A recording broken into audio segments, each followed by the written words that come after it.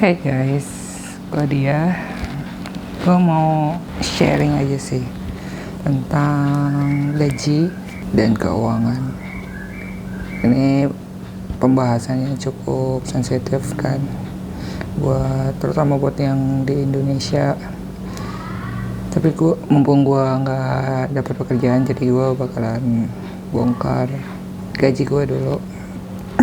Di awal gue kerja itu gue masuk ke perusahaan teknologi dengan gaji yang ngikutin bootcamp. Jadi karena gue dari bootcamp Activate, by the way ada referral. Gue punya referral kalau kalian mau ikut Active tapi mau ada potongan harga, kalian bisa pakai referralan gue di deskripsi. Kalau kalian daftar pakai kode referralan gue itu dapat potongan 2 juta buat bootcampnya. Cuma kalau buat pelatihan gitu kayak nggak dapet sih, cuma gue dapet komisi gitu loh. Jadi kalau memang kalian mau support gue ya bisa gitu. Cuma kalau yang bootcamp itu lumayan sampai 2 juta, 2,5 jutaan gitu kan. Sekarang harganya itu udah 30 ke atas, dan kalau dipotong 2 juta kan lumayan kan, jadi 28. Nah, waktu itu ekspektasi gajinya di gue sendiri sebenarnya rendah sih, UMR aja gitu, karena gue kan baru dapat pekerjaan gitu kan. Tapi karena standarnya Active itu lumayan tinggi, waktu itu di angka 8, jadi ya gue dapatnya 8 dengan basic salary-nya tuh 6. Jadi ada ada gapok, ada lain-lainnya lah. Gapoknya itu 6, lain-lainnya itu sisanya gitu. Jadi 8. Dan itu belum termasuk pajak. Setahun setengah kemudian kontrak gue diperpanjang waktu itu di perusahaan properti teknologi. Nah, gue dapet gaji di angka 10, jadi kayak hampir 25% ya gitu kan, 20% gitu. Gapoknya gue masih tetap sebenarnya, cuma lain-lainnya yang nambah gitu. Dan itu belum termasuk pajak juga, 10, berapa ya, pokoknya gue dapat bersihnya itu 9,5 gitu. Itu ngomongin tentang gaji gue sebelumnya. Terus kok bisa dapat segitu? Ya pertama, gue standarnya bootcamp dulu tuh kejanjiin dapat pekerjaan. Gue nggak tahu sekarang bootcampnya itu emang janjiin sampai dapat atau enggak. Tapi waktu itu alhamdulillah di batchnya gue tuh dalam 1-2 bulan pertama itu, setelah lulus, bahkan belum lulus bahkan, itu udah pada dapat pekerjaan gitu. Jadi waktu itu gue anggapnya worth it sih. Cuma gue nggak tahu sekarang tuh kayak gimana ngelihat Tech Winter kayak gini. Dan karena baru first jobber, jadi baru dapat pekerjaan pertama, gue agak tidak wise dalam manage uang. Jadi bisa dibilang jumlah tabungan gue sekarang itu nggak beda jauh dengan jumlah tabungan gue waktu sebelum kerja. Bayangin. Jadi gue nggak nabung gitu, walaupun secara budget gue selalu nabung. Cuma karena ada kursus, terus gue pernah ngebantu orang karena dia mau operasi gitu, gue bantuin dia, jadi tabungan gue jadi habis gitu sih. Dan cara gue nabung pun juga nggak tersentralisasi gitu. Maksudnya kalau orang itu kan nabung itu kan di satu rekening gitu kan. Nah, gue itu nabungnya itu di beberapa rekening, karena gue harus yang bank harus ditransfer terus biar dianggap aktif gitu kan, itu kata orang tua gue sih.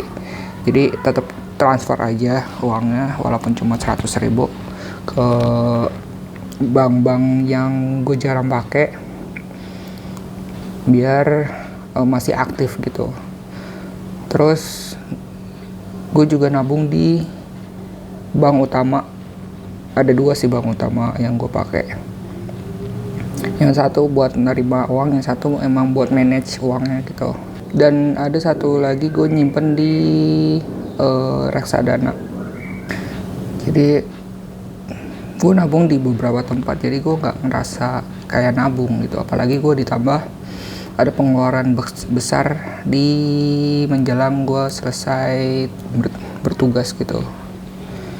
Jadinya gue ngerasa kayak gue nggak dapet tabungan yang signifikan dibandingkan gue sebelum kerja. Ya namanya juga anak muda ya, tapi ya nggak apa-apa lah, namanya juga pengalaman.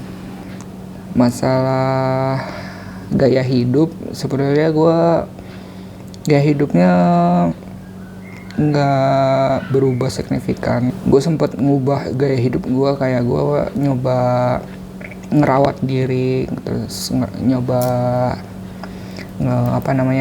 menghibur diri, tapi nggak sampai lama gitu. Terus juga gue berusaha buat sekolah lagi, tapi ternyata gue nggak cocok sekolah lagi di sekolah formal, maksud gue S2. Jadi gue sempet daftar S2, ikut semester pertama, habis itu gue keluar dari kampus itu. Cuma ya banyak bilang yang sayang banget gitu ya, terutama yang S2. Jadi ya mau gimana ya, namanya nggak cocok, terutama di kondisi gue sekarang yang udah nggak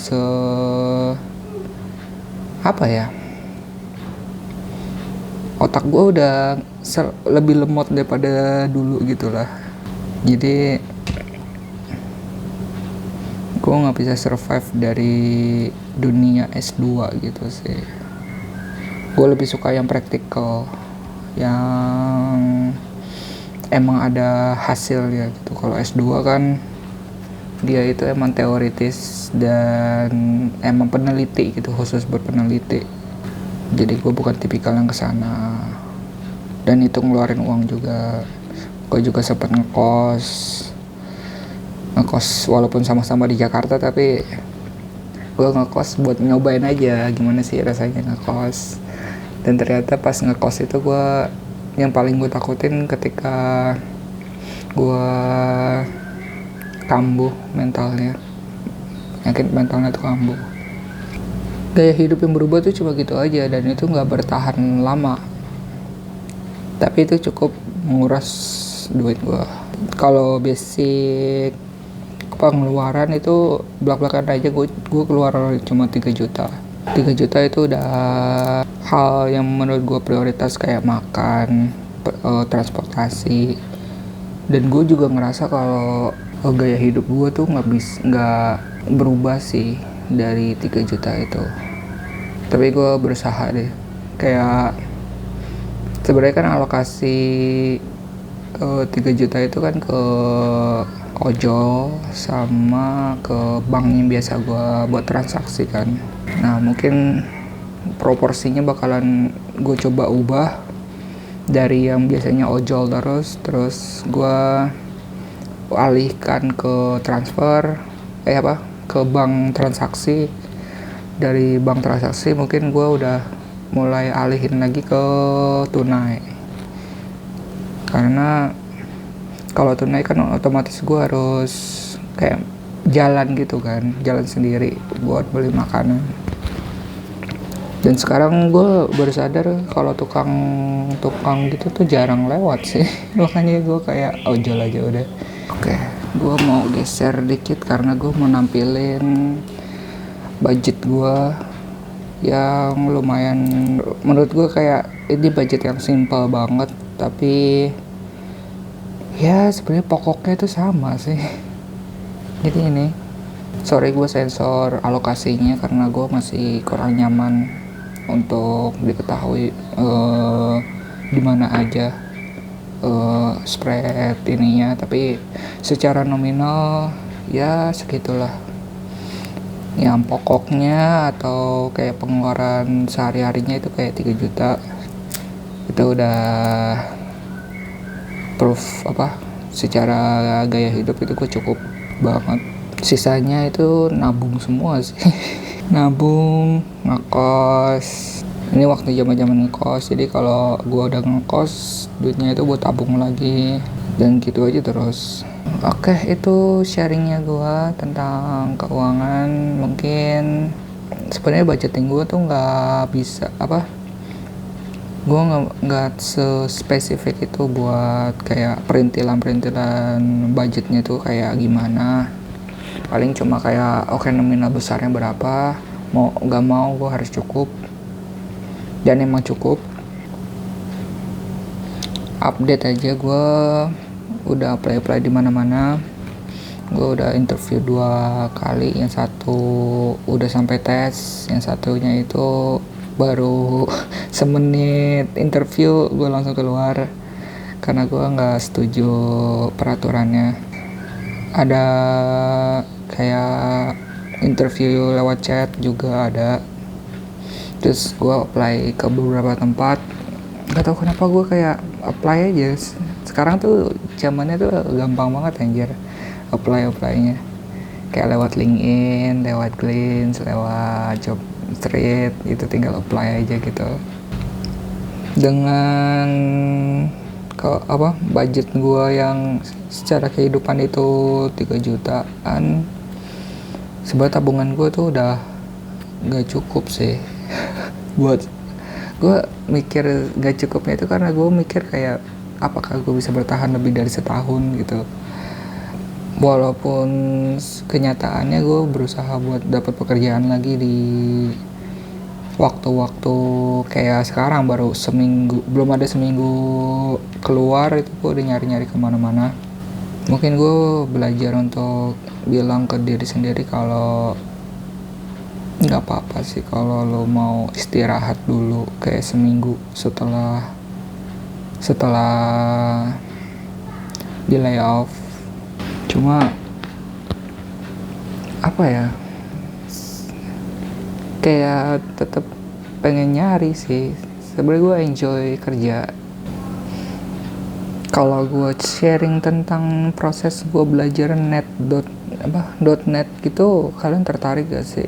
Soalnya gue mulai tertarik sama .net sih, soalnya secara gaji itu juga lumayan sih. .net, JavaScript, PHP digabung jadi satu, itu kayak secara gaji tuh udah sesuai sama gaji gue sebelumnya 10 kan gitu. Oke, thank you udah nonton, siap.